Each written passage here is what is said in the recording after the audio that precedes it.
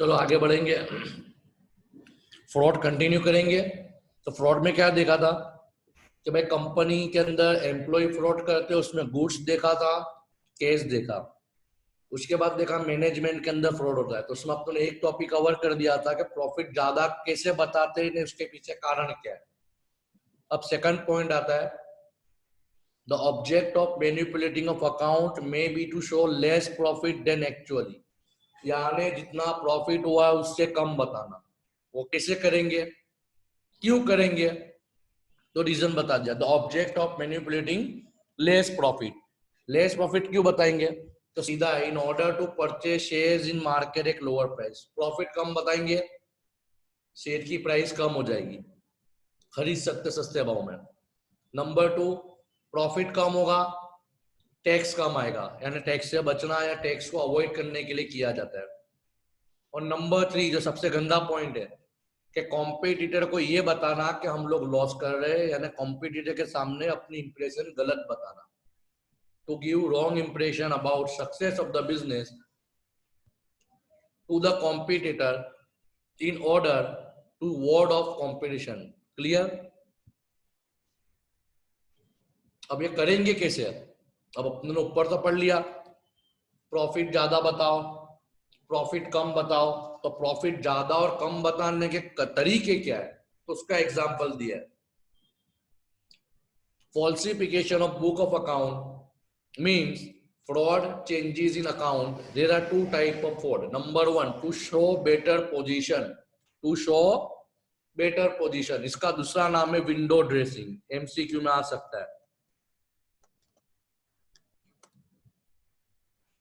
क्या बोलते हैं, विंडो ड्रेसिंग, यानी अपना पिक्चर जो है उससे अच्छा बताना। दूसरा आता है टू शो वर्स पोजीशन, यानी जो एक्चुअल पोजीशन है उससे गंदा बताना, इसको सीक्रेट रिजर्व बोला जाता है। तो देखो देखते हैं कि अच्छी पोजीशन कैसे बताएंगे, तो सीधा है, असेट की वैल्यू ज्यादा बताओ, लायबिलिटी की वैल्यू कम बताओ, प्रॉफिट ज्यादा कर दो, लॉस कम बताओ। इसको तरीके से कंपनी अपनी पोजीशन अच्छी बता सकती है। न वर्स पोजीशन किसी बताएगी, ऊपर वाले का पूरा उंधा, असेट की वैल्यू कम बताओ, लायबिलिटी की वैल्यू ज्यादा बताओ, प्रॉफिट कम बताओ, लॉस ज्यादा बताओ। अब सवाल आया, सर ये प्रॉफिट ज्यादा लॉस कम या प्रॉफिट कम लॉस ज्यादा कैसे बताना है, तो नीचे एग्जांपल दिया है। देखो example of inflation of profit, profit कैसे ज्यादा बताया जा सकता है, तो भाई सेल्स ज्यादा बता दो, परचेज रिटर्न ज्यादा बता दो, परचेज को कम रिकॉर्ड करो, सेल्स रिटर्न को मत रिकॉर्ड करो, जो कैपिटल रिसिप्ट है यानी बड़ी बड़ी रिसिप्ट है उसको रेवेन्यू बता दो, जो रेवेन्यू खर्चे है, रेवेन्यू रेगुलर खर्चे उसको लायबिलिटी बता दो, आउटस्टैंडिंग एक्सपेंस की एंट्री मत पाड़ो, प्रीपेड एक्सपेंस की एंट्री मत पाड़ो, प्री रिसीव्ड की एंट्री मत पाड़ो, बराबर है, डेप्रिसिएशन कम निकालो, बेड डेप रिजर्व कम बताओ। तो इस तरीके से तुम प्रॉफिट बढ़ा सकते हो। अब प्रॉफिट कैसे कम करना है, तो नीचे लिखा हुआ है रिवर्स ऑफ द अबव, यानी सेल्स कम बताओ, परचेज ज्यादा बताओ। क्लियर, ये सब एग्जांपल होते। अब आता है ऑडिटर का काम।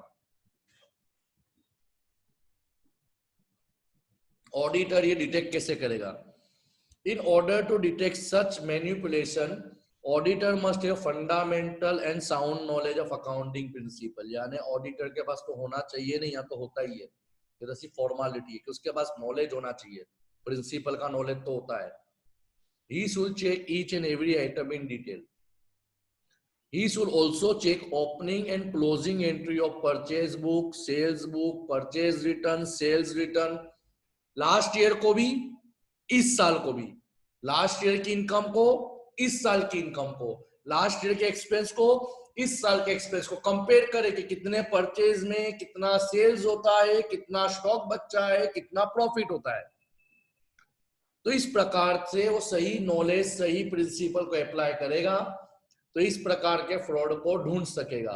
मगर मैंने पहले ही बोला, इस प्रकार के फ्रॉड ढूंढना थोड़ा टिपिकल काम है। अब इससे बचना कैसे चाहिए, प्रिकॉशन आते हैं। precaution against manipulation of books of account. At this type of fraud is committed with intention by the person of top level, so it is very difficult to prevent this fraud. This is generally done by proprietor himself or director in a company. So auditors should be vigilant for such fraud and take reasonable care to detect them. Common है business नहीं, जो बड़े बड़े इंसान होते top level वाले तो वही ये करते। तो इसके अंदर एक जो ऑप्शन है कि भाई ऑडिटर को ही ध्यान देना पड़ेगा कि कैसे फ्रॉड को ढूंढना है, कैसे फ्रॉड से बचना है। यहाँ पे तुम्हारा पहला आंसर ऑब्जेक्टिव ऑफ ऑडिट अवर होता है। बेसिकली 15 मार्क में आवे तो एरर भी लिखना है, फ्रॉड भी लिखना है, सब कुछ लिखना है। क्लियर? अभी एब्स्ट्रैक्ट है, ये सब चीजों के लिए प्रैक्टिकल ऑफलाइन होना जरूरी है, तो ये सब चीजें मैं तुमको ऑफलाइन में पढ़ाऊंगा। अब तुम्हारा सेकंड क्वेश्चन आता है एडवांटेज ऑफ ऑडिट। मैं लेक्चर खत्म होगा तो बता दूंगा मैंने क्या क्या पढ़ा है ऑडिट में। ऑडिट कराने के पीछे एडवांटेज क्या है।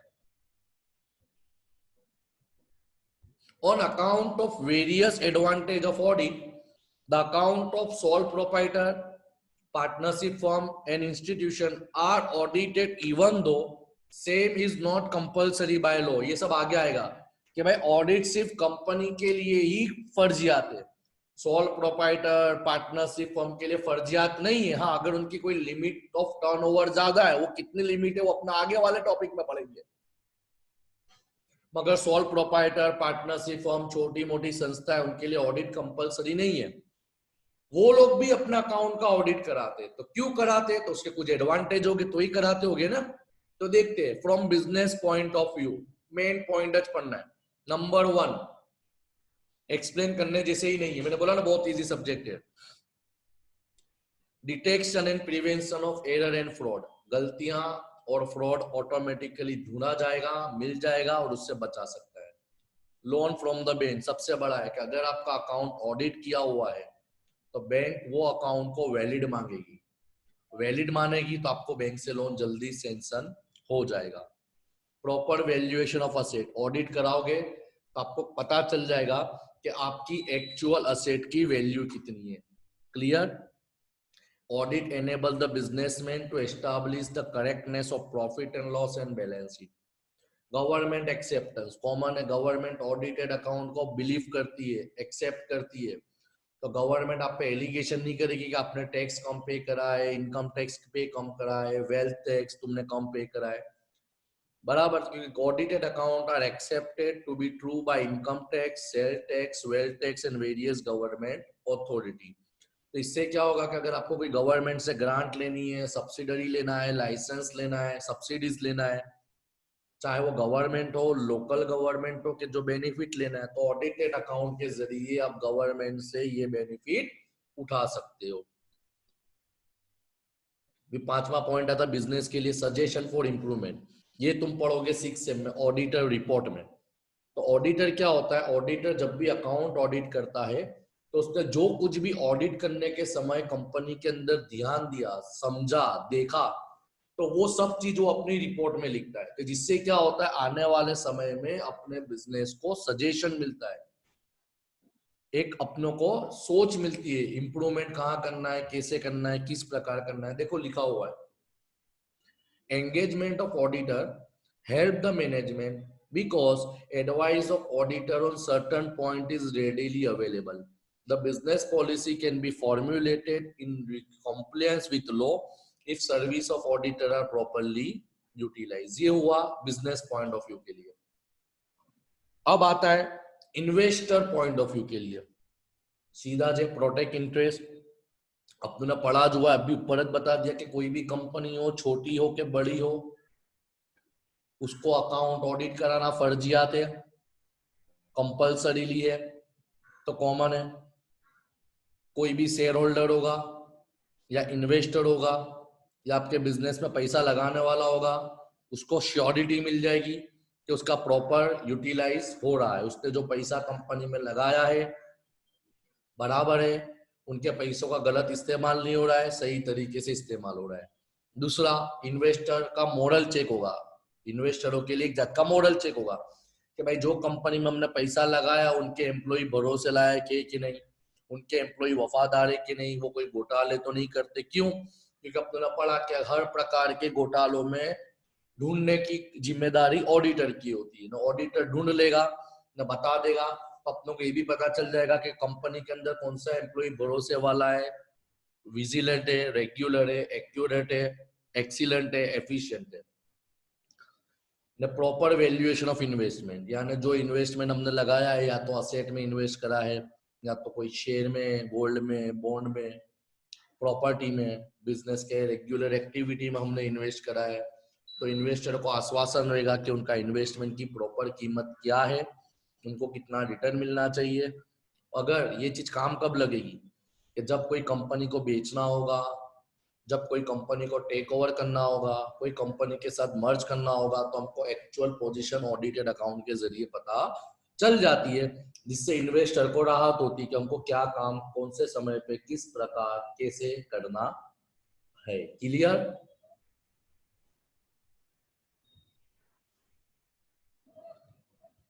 अब आते हैं अदर एडवांटेज। इजी है, मैंने बोला बहुत इजी चैप्टर है। Settlement of account.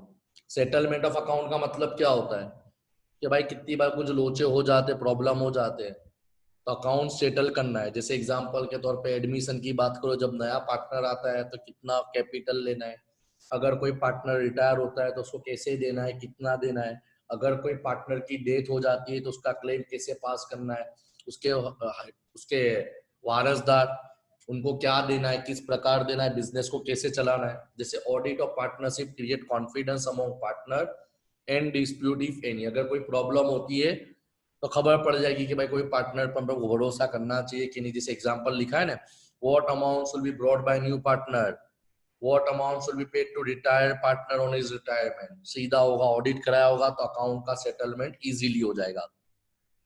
Settlement of claim, FY BCom आप इंश्योरेंस क्लेम पढ़ चुके हो, तो अगर आपका अकाउंट ऑडिटेड होगा तो आप इंश्योरेंस कंपनी पे से सीधा के सीधा दावा कर सकते हो कि भाई एक्चुअली हमारा इतने का नुकसान हुआ है, उतने की भरपाई आपको क्लेम करना मंजूर करना पड़ेगा।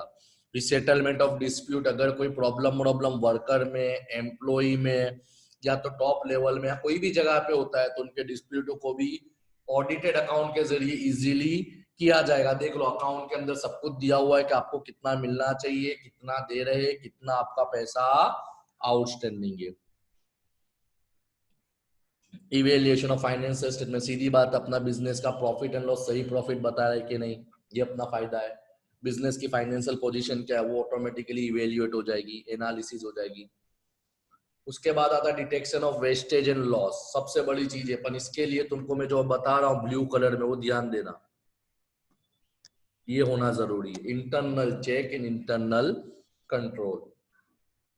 An auditor can also help in detection of wastage and losses and show the different way why this can be controlled। यानी नुकसान को, खर्चों को, वेस्टेज से कैसे बचना चाहिए, उसका निकाल कैसे आना चाहिए, वो सब चीज ऑडिटर आपको ऑटोमेटिकली बता देगा। क्लियर? समझ में आया आपको क्या बोल रहा हूं मैं? उसके बाद आता है रिपोर्ट वीकनेस। ये तो अपने ने पढ़ा कि अगर अपने बिजनेस में कोई प्रॉब्लम है, कोई खामी है, कोई तकलीफ है, कोई जगह लोचे होने के चांसेस लग सकते हैं, या फ्यूचर में कोई प्रॉब्लम हो सकते, तो वो सब भी ऑडिटर अपनी रिपोर्ट में बता देगा। तो आने वाले समय में ये अपनी प्रॉब्लम, रुकावट, तकलीफों को हम दूर कर सकते। तो ये तुम्हारा क्वेश्चन नंबर 2 ओवर हुआ। What are the advantages of audit from business point of view, from investor point of view, and from other business point of view। Clear? समझ में आया आपको? कोई डाउट, कोई प्रॉब्लम कुछ हो तो आप मुझे बोल सकते हो। समझ में आ रहा है? अब अपना आगे बढ़ेंगे, कंटिन्यू करेंगे यही क्वेश्चन के ऊपर। Question number 3। अब ये एग्जाम में इतना बड़ा क्वेश्चन नहीं आता। टाइप्स ऑफ ऑडिटेड, यानी ऑडिट कितने प्रकार के होते हैं, कितने प्रकार के होते हैं देख लो। As per organisational structure, statutory audit, private audit, government audit. As per the conduct, continuous. अब एग्जाम में इतना बड़ा आंसर नहीं आता, वापिस रिपीट कर रहा हूँ, एग्जाम में इतना बड़ा आंसर नहीं आता। एग्जाम में ये क्वेश्चन में से एक आएगा, कोई भी एक। Right a short note on statutory audit. अब देखो ध्यान देना, मैं जब एक्सप्लेन करूंगा तो सब ऑडिट कहीं ना कहीं एक दूसरे से जुड़े हुए। बराबर। आज मैं खाली एक टॉपिक कवर करूंगा, स्टैट्यूटरी ऑडिट क्या है, इसके एडवांटेज और लिमिटेशन क्या है। यस, एक ऑडिट कवर करूंगा मैं, ज्यादा अवर नहीं करूंगा। तो स्टैट्यूटरी नाम से ही पता चलता है कि स्टैट्यूटरी ऑडिट का मतलब ये वो ऑडिट है जो कंपलसरी है। जैसे when undertaking are form under state or law, audit for such undertaking is compulsory under the govern. Audit undertaken under any statute or law is called statutory audit. यानी जो ऑडिट सब जिस जिसके लिए बताया गया स्टैट्यू के लिए कंपलसरी है, चाहे वो कंपनी हो, जैसे नीचे पढ़ाएंगे किसके किसके लिए ऑडिट कराना कंपलसरी, नीचे नाम भी दिए हुए हैं। फॉर एग्जाम्पल देखो, the audit of joint stock compulsory, joint stock company is compulsory under the provision of Company Act 2013. In case of public company, the shareholder are the owner of the company and they appoint the director. अब ये सब भी तुमको 6 में आएगा कि कौन director होगा, कौन ऑडिटर का क्वालिफिकेशन क्या चाहिए।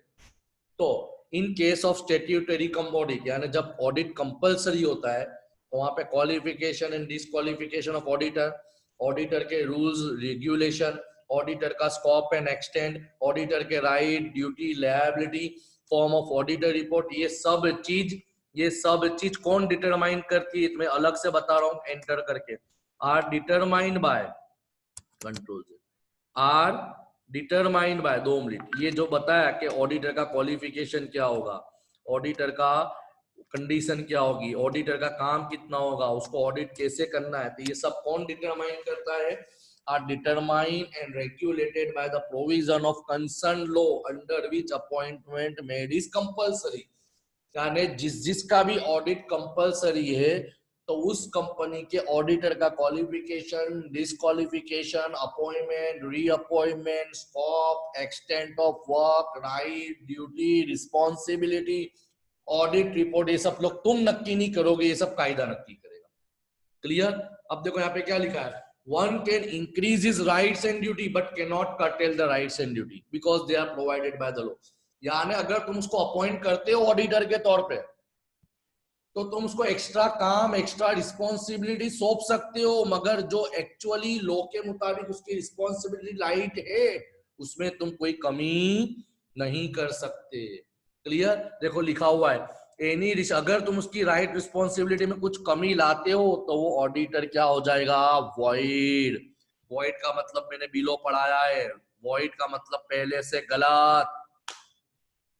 अब सवाल आता है सर किसका किसका ऑडिट कराना कंपलसरी है, तो देखो जॉइंट स्टॉक कंपनी तो ऊपर पढ़ चुके, कोऑपरेटिव सोसाइटी अगर रजिस्टर्ड है, बैंकिंग कंपनी अगर बैंक के लिए, insurance company, public trust not private trust, public trust and local authority, ये 6 लोगों के लिए ऑडिट कराना कंपलसरी है, चाहे बड़ी बैंक हो के छोटी बैंक हो, बड़ी कंपनी हो के छोटी कंपनी हो, बड़ी इंश्योरेंस हो कि छोटी इंश्योरेंस हो, ये लोग के लिए कंपलसरी है। मगर मैंने ऊपर आज बताया कि इंडिविजुअल और पार्टनरशिप के लिए कंपलसरी नहीं है, मगर अगर कोई सोल प्रोप्राइटर का टर्नओवर 10 लाख से ज्यादा है, सोल प्रोप्राइटर का टर्नओवर 10 लाख से ज्यादा है, या प्रोफेशनल वालों की रिसीप्ट 25 लाख से ज्यादा है, तो इनके लिए भी ऑडिट कराना फर्जियात हो जाता है।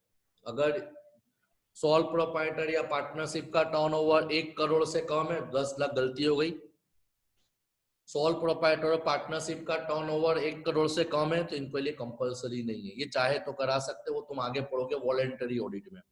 अगर कोई प्रोफेशनल वाले की ग्रॉस रिसीप्ट 25 लाख से ज्यादा है साल की तो उसके लिए कराना फर्जियात है। क्लियर। ये तुम्हारा हुआ टाइप्स ऑफ ऑडिट का पहला टॉपिक। क्लियर। ओके, यहाँ पे अपना अपना लेक्चर कवर करते हैं।